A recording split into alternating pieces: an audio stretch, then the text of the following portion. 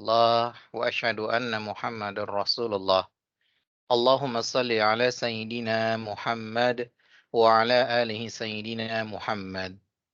Alhamdulillah, segala puji syukur kita haturkan kepada Allah Subhanahu wa Ta'ala yang telah memberikan kita nikmat luar biasa sampai saat ini. Salah satunya nikmat iman yang masih tertancap di dalam hati kita semua. Semoga dengan nikmat-nikmat yang Allah berikan kepada diri kita masing-masing, Allah jadikan kita termasuk hamba-hamba yang selalu mensyukurinya. Amin ya rabbal alamin. Salawat teriring salam tidak lupa kita sampaikan ke baginda kita Nabi Muhammad sallallahu alaihi wasallam. Suri tauladan kita, contoh terbaik, panutan dalam menjalankan perintah Allah dan menjauhi segala larangan Allah. Dan semoga juga di yaumil akhir kita mendapatkan syafaat beliau. Amin ya rabbal alamin. Bapak Ibu muslim muslimah Asragrafia yang sama-sama mengharapkan ridha Allah Subhanahu wa taala. Apa kabar semuanya? Alhamdulillah. Alhamdulillahirabbil alamin. Sehat-sehat, tetap jaga produktivitas dan kesehatan terutama. Baik Bapak Ibu semua, alhamdulillah hari ini Rabu 12 Januari 2022. Alhamdulillah sudah ada di tengah-tengah kita pengisi kajian tafsir Al-Qur'an setiap bulannya Asragrafia yaitu Ustadz Dr. Darwis Abu Ubaidah yang insya Allah akan menemani kita sore menjelang maghrib ini. Semoga dengan meluangkan waktu kita ini Allah jadikan keberkahan setiap detiknya dan Allah ijabah setiap doa-doa kita. Amin ya rabbal alamin. Taib, untuk itu sebelum kita mulai alangkah baiknya kita bacakan suratul Fatihah. Semoga Allah berikan kemudahan kita dalam meraih ilmu berkah dari Allah Subhanahu wa taala melalui Ustadz Darwis dan semoga kita bisa implementasikan setelah kajian tafsir Al-Qur'an ini. Al-Fatihah. A'udzu billahi minasyaitonir rajim. Bismillahirrahmanirrahim. Alhamdulillahi rabbil alamin arrahmanir rahim maliki yaumiddin iyyaka na'budu wa iyyaka nasta'in ihdinas siratal mustaqim siratal ladzina an'amta 'alaihim ghairil maghdubi 'alaihim waladdallin amin. Baik, sebagai informasi, insya Allah kita akan mengakhiri kajian tafsir sekitar jam 17.45. Jika nanti jam 17.40 ada tanya jawab dari jamaah, kami persilakan dari melalui chat atau bisa raise hand di icon Microsoft Teams. Untuk itu, kami persilakan kepada Ustadz Darwis Abu Ubaidah. Tafadhol. Baik, sambil ditampilkan ke layar ya Pak. Siap, Tat. Baik. Assalamualaikum warahmatullahi wabarakatuh. Alhamdulillahirabbil alamin. Wassalatu wassalamu ala asrafil anbiya'i wal mursalin wa ala alihi wa sahbihi ajma'in. Asyhadu an la ilaha illallah wahdahu la syarikalah wa asyhadu anna Muhammadan abduhu wa rasuluh sallallahu alaihi wasallam. La haula wa la quwwata illa billah. Amma ba'du. Hadirin bapak-bapak, ibu-ibu, para peserta kajian jarak jauh yang dirahmati Allah Subhanahu wa taala. Kita bersyukur kepada Allah atas segala limpahan rahmat serta berbagai karunia-Nya kepada kita semua. Salawat dan salam semoga senantiasa tercurah kepada Nabi dan Rasul yang mulia Nabi Muhammad Rasulullah sallallahu alaihi wasallam. Allahumma shalli wa sallim wa barik alaihi. Hadirin bapak-bapak, ibu-ibu yang berbahagia, kita lanjutkan kajian tafsir kita dari surah-surah pendek yang memang menjadi surah langganan kebanyakan kita. Jadi di dalam ilmu tafsir, di dalam ulumut tafsir itu ada disebut dengan surah 7 yang panjang-panjang, yakni sab'ut tiwal. Itu bahasa Arabnya sab'ut tiwal, yaitu 7 surah yang panjang-panjang. Mulai dari Al-Baqarah, Al-Imran, An-Nisa, Al-Maidah, Al-An'am, Al-A'raf, Al-Anfal dan At-Taubah. Itu ada yang disatukan. Jadi ada 7. Dan itu menjadi langganan Nabi untuk sholat. Nah, kalau ada namanya Sab'ut Tiwal, yaitu 7 surah yang panjang-panjang, maka kita dibalik, yakni Sab'ul Qisar, 7 surat yang pendek-pendek yang menjadi langganan kita.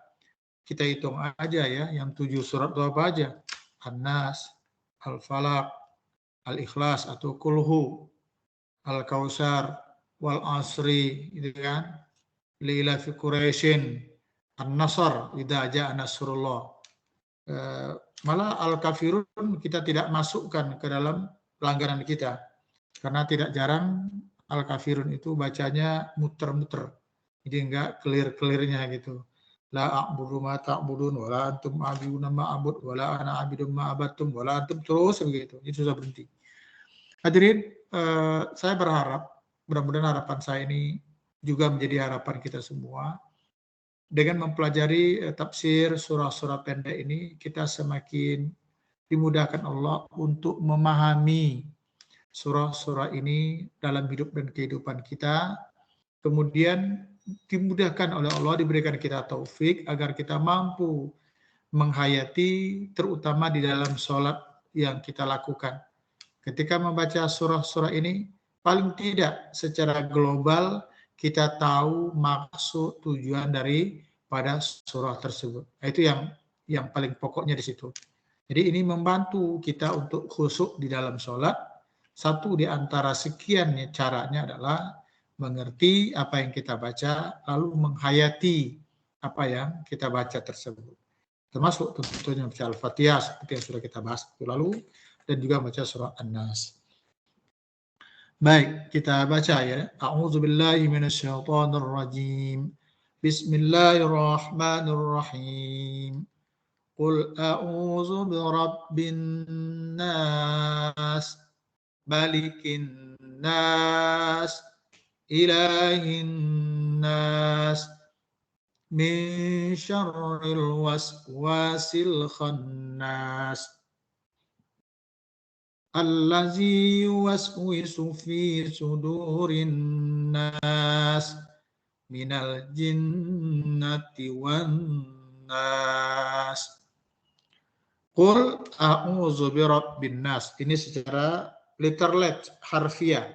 Qul, katakan, yakni ya Muhammad, katakan. A'udzu, aku berlindung, birabbin nas, dengan Tuhan atau kepada Tuhan. An-nas, manusia. Malikin nas, ya, yaitu yang menguasai manusia atau yang merajai manusia. Ilahin nas, yang disembah manusia. Manusia artinya yang disembah oleh manusia. Dari apa berlindung kepada Allah yang punya sifat Rabbin nas, Malikin nas, Ilahin nas itu? Min syarril al-waswasi al-khannas, yaitu dari kejahatan waswas, dari kejahatan waswas, bisikan-bisikan syaitan khannas yang tersembunyi, yang begitu halus. Jadi berlindung kepada Allah dari kejahatan bisikan-bisikan syaitan khannas yang halus atau yang tersembunyi. Alladzi yuwaswi, yang bisikan itu, yuwaswisu, yang membisikkan, yang memberikan was-was, yang memberikan was-was, bisikan-bisikan, fi sudurin nas, di dalam dada manusia. Sudur, dada maksudnya hati manusia. Minal jinnah, bisikan dari mana? Ya, minal jinnah, dari jin, wan nas, dan juga ada dari manusia. Hadirin Bapak, kita lanjutkan Pak halaman berikutnya secara bertahap ya. Dinaikkan ke atas.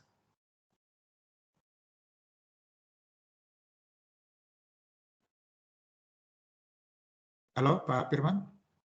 Oke. Nah, ikhwah, coba Bapak tengok ini makna kalimat. Maliki berarti raja. Jika ma dibaca panjang, Malik, maka artinya yang menguasai. Kalau begitu, Malikin nas itu lebih tepat diartikan raja yang merajai manusia. Ada yang menarik hadirin, kalau di Al-Fatihah, Ar-Rahman Ar-Rahim, Maliki Yaumiddin, itu bisa dibaca Maliki Yaumiddin. Ar-Rahman Ar-Rahim, Maliki Yaumiddin, bisa juga Ar-Rahman Ar-Rahim, Maliki Yaumiddin, itu boleh. Ada dua qiraah dan itu sahih kuat kedua-duanya. Tapi kalau untuk surat An-Nas, yang ada hanyalah Maliki, ma-nya pendek. Tidak pernah Rasul membaca misalnya Qul a'udzu birabbin nas, malikin nas, tidak ada. Yang ada hanyalah malikin nas. Yang kedua, makna kalimatnya al-waswas yang berarti bisikan. Sedangkan khannas artinya tersembunyi atau juga berarti halus. Kemudian al-jinnah. Nah, ini bacanya harus benar nih. Kalau baca al-jinnati artinya jin. Manakala dibaca jannati maka artinya adalah kebun atau taman atau surga.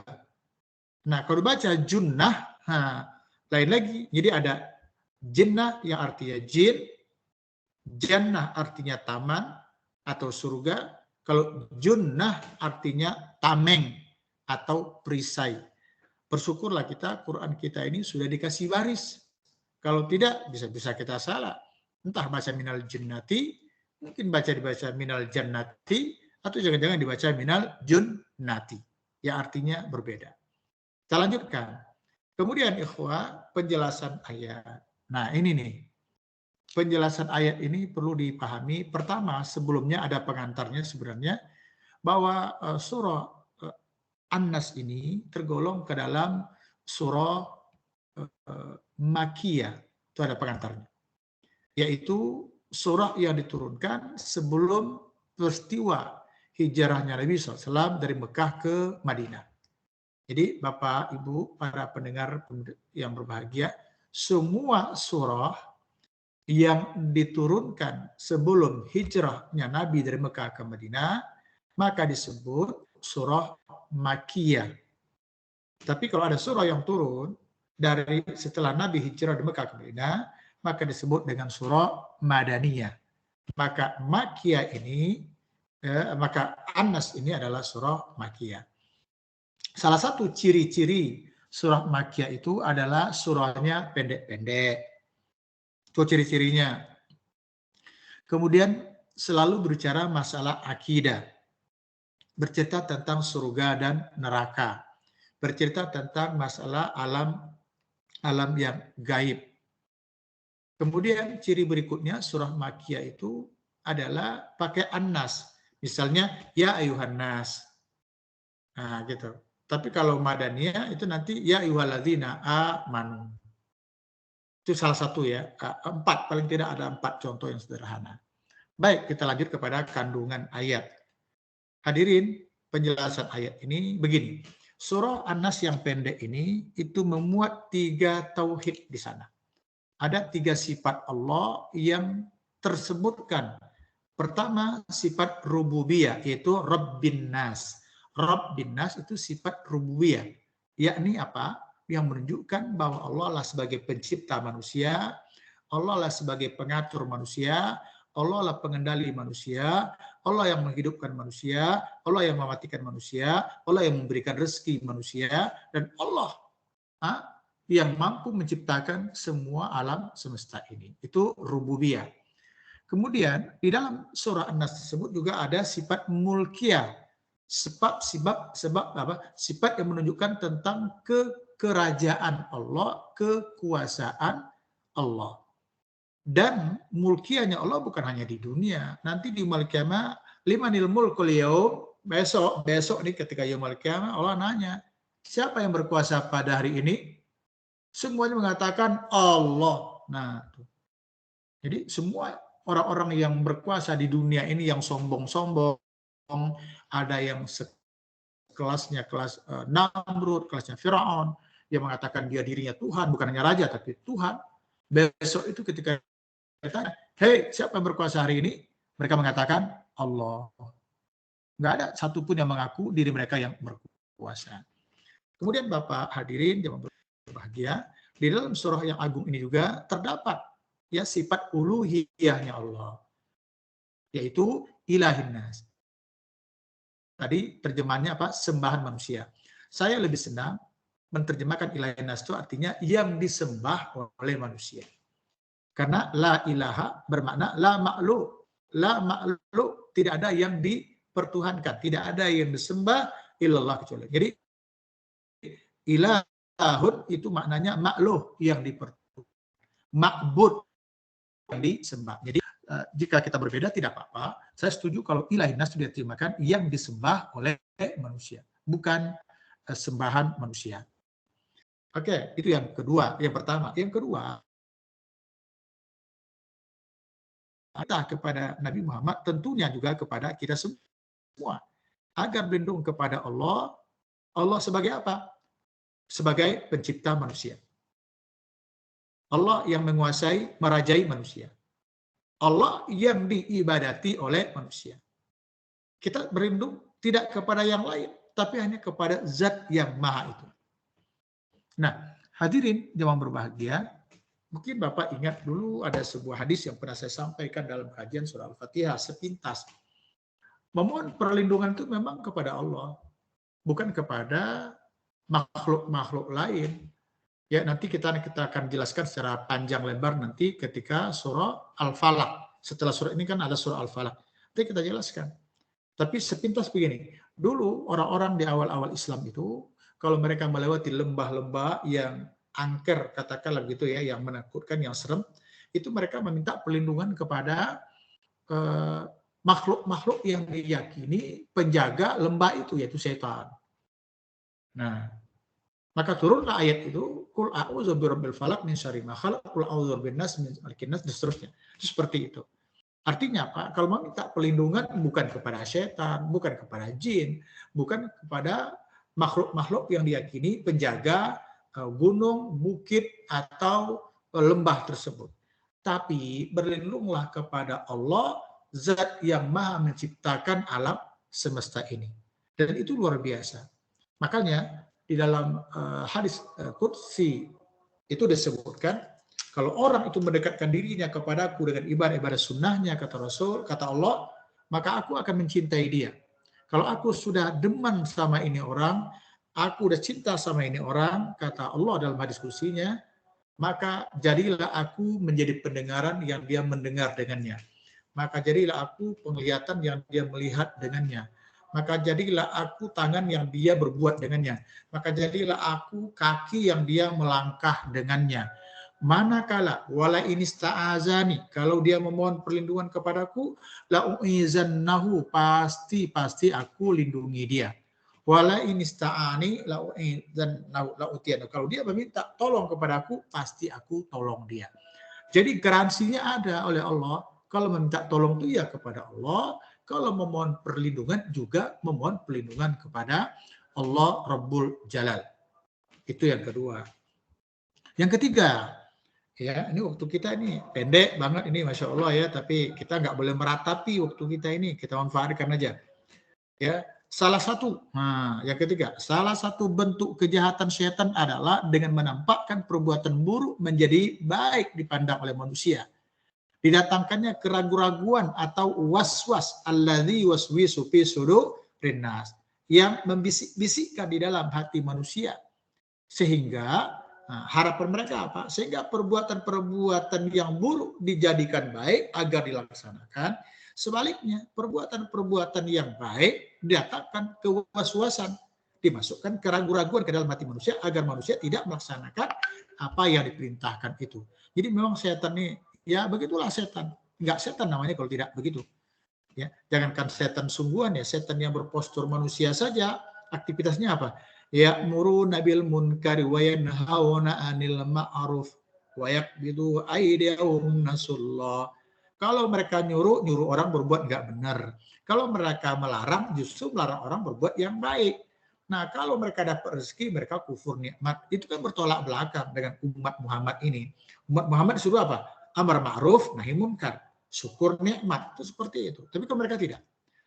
Nah, bujukan ini bisa datang dari jin, ya, dari setan atau setan dari jin, bisa juga saya tulis setan yang berpostur manusia.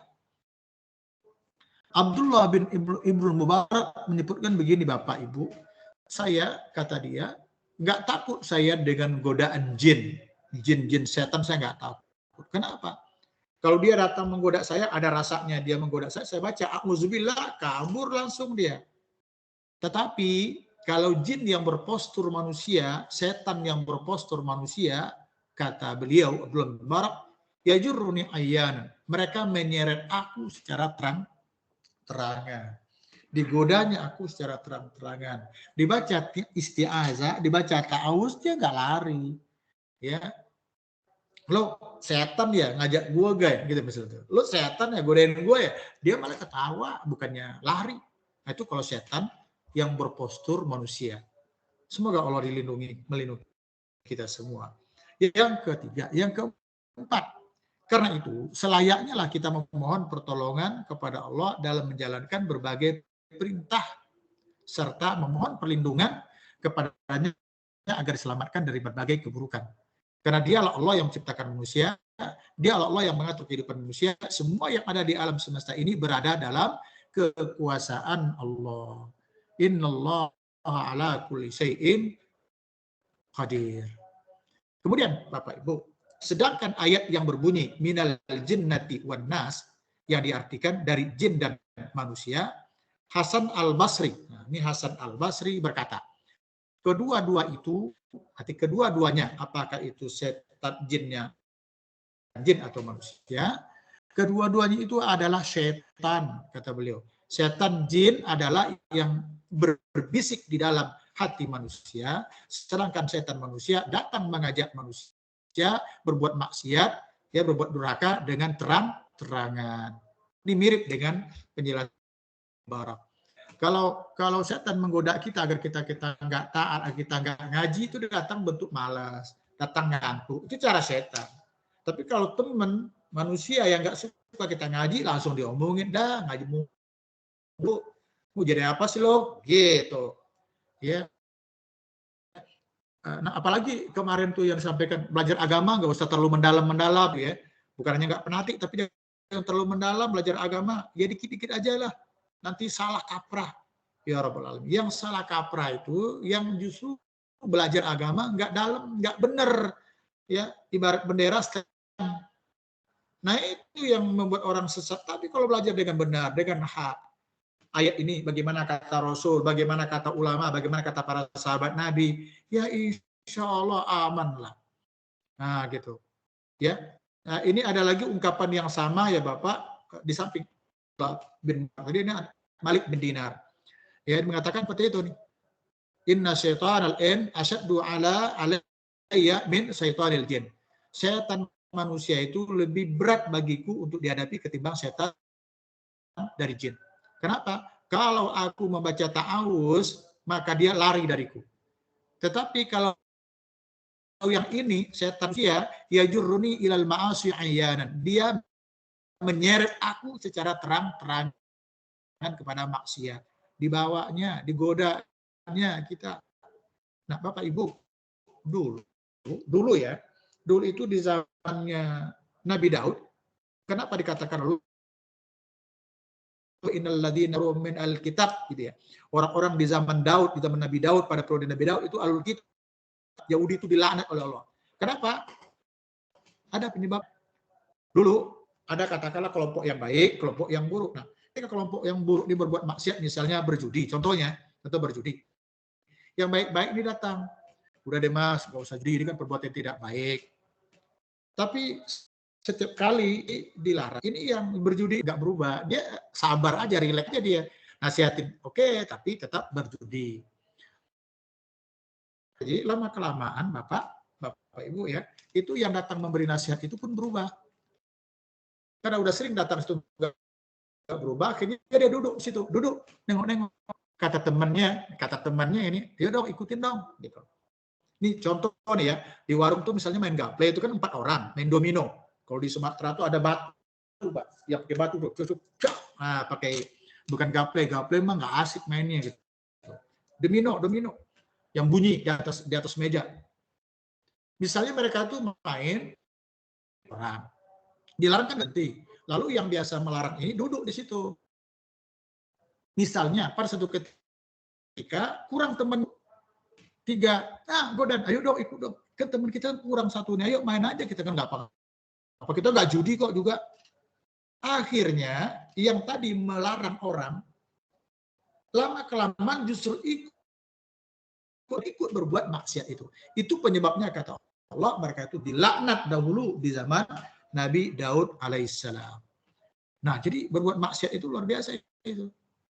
Ya, nagih dia, nagih. Ya, nah itu. Kemudian yang keenam, hadirin, pada suatu ketika Abu Dzar Al-Ghifari radhiyallahu anhu, ini sahabat Nabi, bercerita dalam masjid di mana Rasulullah SAW juga berada di dalamnya. Lalu ya Abu Dzar, min syarri syayatin jin wal ins. Awala lil insi syayatin, qala na'am. Wahai Abu Dzar ya, Al-Ghifar ya. Wahai Abu Dzar, kata Rasul, memohonlah kamu perlindungan kepada Allah dari kejahatan manusia. Gitu. Berlindunglah jin dan dari setan jin dan setan manusia. Lalu Abu Dzar berkata, ya Rasulullah, apakah manusia itu punya setan juga? Kalau jin oke lah, tapi manusia punya setan juga. Kata Nabi, na'am. Ya, adalah sedikit.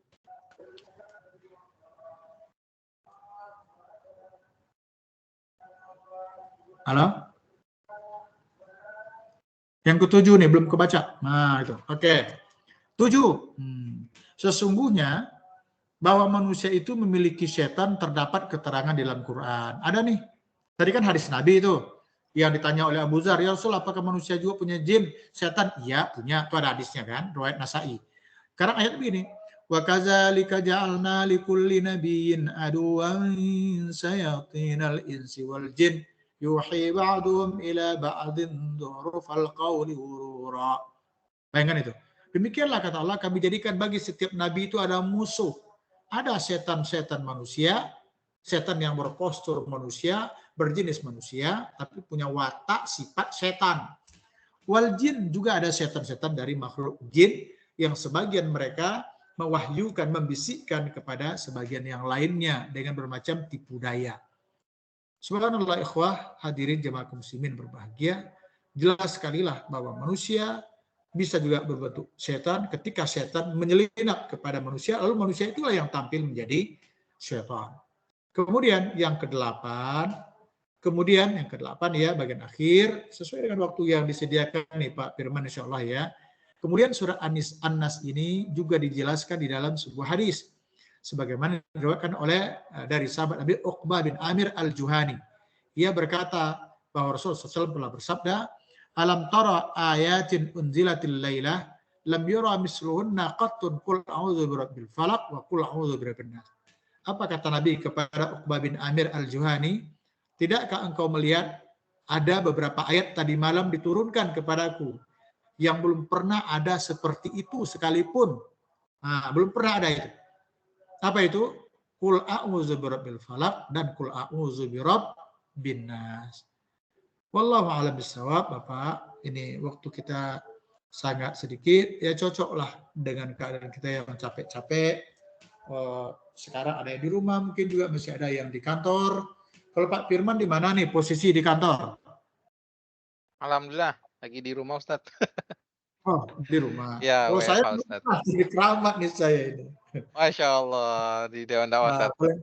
Kalau tidak sampai maghrib ntar nih. Insyaallah. Taib. Nah, begitu Pak. Mungkin kalau ada yang mau bertanya silakan ya Pak. Kita ematkan waktunya. Syukran. Baik. Jazakallah khair Ustadz Darwis yang telah menyampaikan materi pada sore ini tentang tafsir surat An-Nas. Nah, kepada Bapak Ibu jamaah muslim-muslimah Salagrafia yang ingin bertanya langsung dipersilakan. Langsung nyalakan saja mikrofonnya Atau mau dipanggil dulu dengan raise hand atau malu-malu silakan di chat di kolom yang tersedia. Mungkin untuk mengawali Pak Ustadz Darwis mau nanya Ustadz, terkadang, Oke, mungkin momentum-momentum tertentu, saya pribadi tuh sering meminta doa gitu ya kepada ulama gitu ya. Apakah dengan meminta-minta doa kita kepada para ulama itu, dapat merusak kita akidah atau bagaimana agar akidah kita, harapan kita terhadap Allah Subhanahu wa taala itu tidak luntur? Baik Ustaz. baik. Baik, Alhamdulillah Pak Firmansyah, semoga Bapak dan keluarga serta para sahabat sekalian yang ada di grup ini senantiasa dilindungi oleh Allah Subhanahu wa taala. Amin. Ikhwah Al-Karim, begini, itu namanya tawassul. Dalam Islam namanya tawassul. Tawassul itu ada 3 bentuk, Pak. Ini yang syar'i ya, yang syar'i, yang tidak syar'i nggak usah kita baca. Ini yang syar'i, yang ada tuntunannya. Pertama, bertawassul kepada Allah dengan Asmaul Husna, dengan mempergunakan nama-nama Allah yang indah. Misalnya, Ya Hayyu Ya Qayyum. Nama Allah itu kan ada 99 itu. Itu boleh kita pakai, Ya Allah Ya Rahman, Ya Allah Ya Rahim. Misalnya nih, berkaitan dengan rezeki. Katakanlah bulan ini rezeki agak sedikit bermasalah, dagang kurang seperti yang diharapkan. Boleh Ya Allah Ya Rahman, Ya Rahim, Ya Razak. Wahai Allah yang Maha Rahman, wahai Allah yang Maha Rahim, wahai Allah yang Maha Pemberi rezeki. Berikan hamba rezeki Allah, bukakan pintu rezeki sedikit darimu untuk hamba. Atau barangkali kita susah mendapatkan ilmu, dapat 1 hilang 3, dapat 3 hilang 5. Boleh katakan Ya Allah, Ya Rahman, Ya Alim, wahai Allah yang Maha Rahman, wahai Allah yang Maha Tahu, anugerahkan sebagian dari ilmu yang banyak padamu untuk kepada diri hamba, walaupun hanya secuil ya Allah. Itu boleh. Itu namanya kita bertawasul dengan nama-nama Allah yang indah atau Asmaul Husna. Yang kedua, Bapak dan teman-teman sahabat kalian, itu bertawasul kepada Allah. Tawasul tadi mendekatkan diri kepada Allah ya, mempergunakan media apa untuk supaya kita dekat kepada Allah. Itu maksud tawasul. Tawasul kedua adalah tawasul dengan amal soleh kita, perbuatan amal soleh kita. Misalnya, pada suatu ketika dulu pernah kita menolong orang yang betul-betul rasanya ikhlas, tulus banget, gitu. Tapi kan nggak tahu balasan dari Allah itu seperti apa. Pada suatu ketika, katakanlah orang tua kita sakit keras, secara dokter sudah dilakukan, tapi keadaan beliau semakin berat. Betul, dokter nggak ada satupun yang bisa menolong beliau kecuali hanya Allah. Allah. Nah, di saat itu ingat kita kalau dahulu pernah kita menolong, boleh kita katakan ya Allah ya Rahman Rahim. Dahulu ya Allah, dahulu aku pernah berbuat ini kepada si fulan dan si fulan. Aku pernah dulu menolong dia berbuat begini ya Allah. Jika engkau ridho dengan amal yang pernah aku lakukan, jika engkau ridho dengan sedekah, infak yang pernah aku berikan entah berapa puluh tahun yang lalu itu, kiranya engkau berkenan ya Allah, kabulkan permohonan hamba, yaitu berikanlah kesembuhan kepada Abah ya Allah, berikan kesembuhan kepada Umi, kepada emak ya Allah, dengan kesembuhan sebagaimana sedia kala, dengan kesembuhan yang tidak meninggalkan bekas. Itu boleh Pak, itu boleh. Jadi kita menyebut amal soleh kita yang tidak boleh itu kepada orang, itu nggak boleh. Tapi menyebut amal soleh kepada Allah justru diperbolehkan. Nah itu ada riwayatnya, contohnya itu di dalam Riyadhus Shalihin, bab ikhlas, bab pertama Pak, tentang cerita 3 orang yang kurung di dalam gua. Ya, nah itu adalah cerita bertawasul dengan amal soleh. Yang ketiga, itu bertawasul dengan doa orang soleh. Ini hati-hati nih, bukan bertawasul dengan orang soleh. Karena kalau dengan orang soleh, bisa jadi dia udah mati. Kalau ini enggak, bertawasul kepada Allah dengan doanya orang soleh. Ini berarti orangnya masih, itu boleh, ya boleh. Misalnya, dan sebenarnya selama ini sudah ada dalam perbuatan ibadah kita. Misalnya kita ada syukuran di rumah nih. Kan semuanya diundang. Imam masjid diundang, ustaz-ustaz diundang. Ya, yang biasa duduk di pos satpam, azan lah, umat lah, dia nggak peduli, tetap aja kita undang kan. Nanti ketika baca doa, kita minta nih supaya anak kita ini disukseskan pernikahan, kita minta seorang berdoa. Siapa kita suruh? Apakah imam masjid yang kita suruh atau yang biasa duduknya di pos yang nggak sholat? Pasti yang kita suruh adalah orang yang ya kita minta imam masjid, minta ustadz, atau kita minta orang yang menurut kita itu dibandingkan kita. Artinya kalau kita berdoa insya Allah dikabulkan. Tapi kalau dia berdoa itu akan lebih besar lagi kans untuk dikabulkan. Lalu kita minta dia berdoa pada Allah, ya seketika itu dia berdoa, kita mengaminkan. Itu seperti itu boleh. Contohnya siapa? Rasulullah SAW ketika berada di Madinah sedang khutbah Jumat. Anas bin Malik meriwayatkan ketika itu terjadi masa kemarau panjang. Ketika Nabi sedang khutbah Jumat, datang Nabi sedang khutbah. Lalu ada orang di belakang sana, di pojok itu tunjuk tangan. Ya Rasulullah, kemarau panjang sudah terjadi, tanaman kami sudah pada mati, mengering. Hewan-hewan kami sudah mati, jalan sudah terputus karena transportasi hewannya sudah mati. Mohon doakan kami kepada Allah ya Rasul, kiranya Allah menurunkan hujan kepada kami. Langsung seketika itu Rasul angkat tangan, mengatakan, oh ya nanti saya doakan. Enggak, seketika Nabi berdoa, Allahumma alisna, Allahumma alisna, Allahumma alisna. Ya Allah hujani kami, ya Allah hujani kami, ya Allah hujani kami. Kata Anas bin Malik, pas kami keluar Jumat, tadinya itu awan bersih, tidak ada tanda-tanda langit bersih, tidak ada tanda-tanda awan gelap. Tetapi datang dari balik bukit sana itu awan, turun awan berkumpul menjadi awan, kemudian turunlah hujan sederas-derasnya, kata Anas. Itu berapa hari hujan-hujan. Minggu depannya, Jumat depannya, ketika Nabi sedang khutbah pula, ya ketika Nabi sedang berkhutbah, maka orang tadi bertanya lagi, orang tadi menunjuk lagi, ya Rasulullah, ya sekarang kami udah pada kebanjiran, mohon doakan kami Rasul agar kiranya Allah menghentikan hujan ini kepada kami, agar kami tidak, kata Nabi, baik, Allahumma haulana wala alaina wa al-akazin. Kata Nabi, ya Allah turunkanlah hujan sekitar kami, bukan kepada kami. Turunkanlah hujan itu di lembah-lembah sana, di bukit-bukit sana, bukan kepada kami. Masya Allah, ini contoh, ini bahwa kita boleh bertawasul kepada orang soleh, di mana orang soleh minta dia berdoa kepada Allah, lalu kita bisa mengaminkan ketika itu, bisa juga mungkin entah kapan-kapan dia berdoa kepada kita. Jadi prinsipnya, kalau minta doa kepada orang soleh agar didoakan, mendoakan kita, insya Allah. Wallahu a'lam bishawab.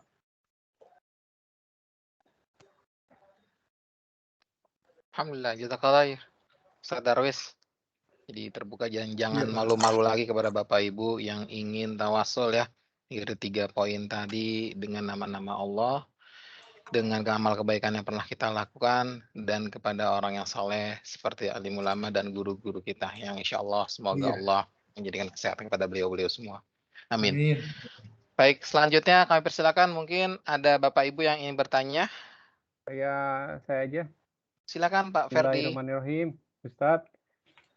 Ya Pak.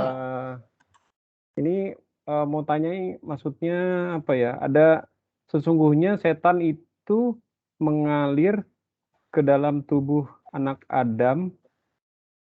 Maksudnya apa ya, Ustadz? Oh iya. Itu begini, di saat manusia diamuk emosi, Pak. Ya, di saat manusia dalam keadaan emosi memuncak, ya, makanya kalau kita perhatikan, mungkin bapak-bapak coba perhatikan, mudah-mudahan nggak pernah mengalami ya. Orang kalau emosinya, marahnya memuncak, itu bulu romanya, pori-porinya ngembang loh Pak, mengembang, wajahnya merah. Ya, wajahnya merah, pori-porinya ngembang, dan bulu romanya berdiri. Di saat itu betul-betul setan menguasai dia dan masuk ke aliran dia berdasarkan aliran darahnya.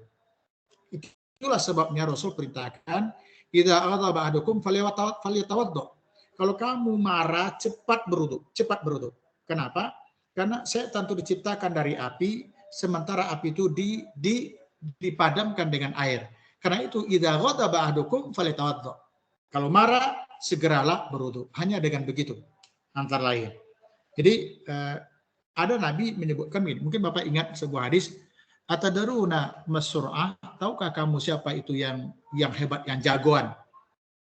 Sahabat menjawab, orang jagoan adalah orang yang tidak mampu ditaklukkan oleh orang lain. Itulah yang jagoan. Kata Nabi, bukan. As-sur'ah kullu sur'ati alladhi idza ghadaba wastad ghadabahu wahtamarat wajhuhu wa sa'ruhu fa yasra'u ghadaba. Orang yang jagoan, kata Nabi, itu bukan orang yang tidak bisa dikalahkan, tapi justru dia marah, memuncak kemarahannya, ya, merah wajahnya, berdiri bulu romanya, lalu dia taklukkan emosinya itu, dia kendalikan marahnya. Ini orang yang jagoan. Jadi memang semua orang yang marahnya tidak terkendali, itu rata-rata adalah setan sudah masuk, menyelinap ke dalam tubuhnya menurut yajri majrad dam. Itu hadisnya. Mengalir, dia masuk seperti aliran darah. Makanya orang marah itu denyut jantungnya kan kencang loh Pak. Jadi pompahnya itu, pompah darah ke seluruh anggota tubuhnya itu kencang dan setan masuk melalui itu. Seperti itu kita dapatkan di dalam penjelasan para ulama Ahlussunnah wal Jamaah. Syukran. Jazakallahu khairan. Ya, syukran. Alhamdulillah. Terima kasih Ustadz Darwis penjelasannya. Jadi kalau insya Allah di Muslim-Muslimah Astrografia nggak ada hobi marah Ustadz. Jadi aliran darah setannya nggak ada, mampet semua mampet. Ya. Insya Allah. Kalau marah nanti takut dilukis gitu ya. Iya. Taib. Oke, baik. Terima kasih kepada Bapak Ibu Muslim-Muslimah Astrografia yang sama-sama mengharapkan ridha Allah Subhanahu wa taala. Dikarenakan waktu juga yang membatasi kita semua, semoga kita bisa dipertemukan di bulan depan yang insya Allah surat Al-Falaq insya Allah. bulan depan. Kita usahakan kecuali nanti udah ujung-ujung beberapa surah yang membuat 2 kali pertemuan. Tapi secara umum nanti satu surah selesai. Baik. Nah, itu dikasih bocorannya. Jadi bagaimana tafsir di surat tersebut? Nah, dicatat saja Rabu pekan depan, pekan kedua ya, bulan depan insya Allah bersama Ustadz Darwis lagi dan seluruh muslim-muslimah Astrografia. Baik, untuk mengakhiri, sebelum mengakhiri kami informasikan kembali informasi dari sponsor bagi Bapak Ibu semua yang masih mempunyai rezeki lebih, silakan untuk berkontribusi bersama kami di wadah amal infak sedekah Astrografia untuk bisa bersama-sama melanjutkan program kajian rutin kita. Baik. Untuk itu, mari kita lafazkan istighfar dan alhamdulillah. Astaghfirullahaladzim, alhamdulillahirrabbilalamin. Doa penutup majelis. Subhanakallahumma wa bihamdika. Asyhadu an la ilaha illa anta, astaghfiruka wa atubu ilaik. Kurang lebihnya saya mohon maaf. Kebenaran dari Allah, kekurangan dari saya pribadi. Jazakallah khair kembali kepada Ustadz Darwis Abu Ubaidah dan Bapak Ibu semua. Semoga Allah Subhanahu wa taala meridhoi kita semua. Amin ya rabbal alamin. Pamit. Assalamualaikum warahmatullahi wabarakatuh. Waalaikumsalam warahmatullahi wabarakatuh. Terima kasih Ustaz. Yuk, sama-sama.